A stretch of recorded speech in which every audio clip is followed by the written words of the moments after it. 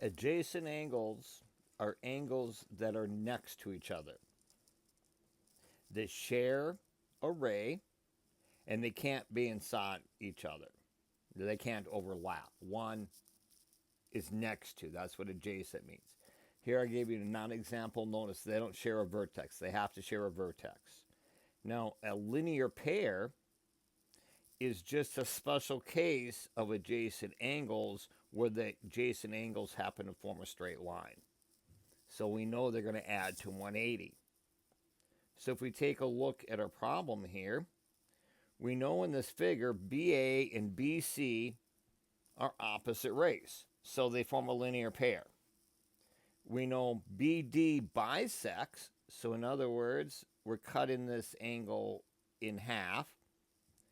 And we know ABD is 4x plus 14. And we know DBE is 8x minus 32. Well, since they've been bisected, I know those two are equal to each other. So we can write an equation. So we're going to say, let me make this a little bit thicker here. I don't like that thin. 4x plus 14 equals 8x minus 32. Well, let's subtract 4x from both sides. We get 4x. Let's add 32 to both sides. We get 46. Then divide by 4.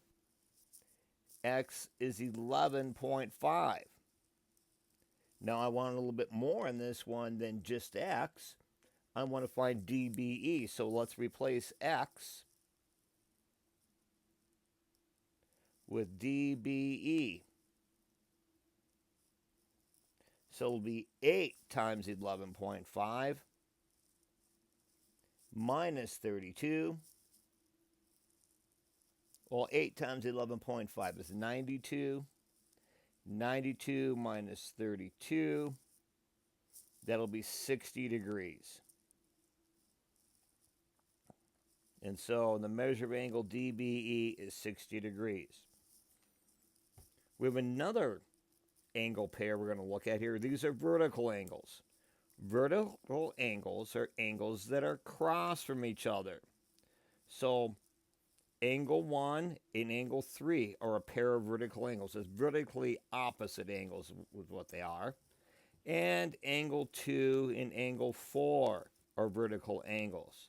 Notice, since 1 and 2 add to 180, and 2 and 3 add to 180, angle 1 is congruent to angle 3. And angle 2 is congruent to angle 4. So not only do you know vertical angles, you know they're equal to each other.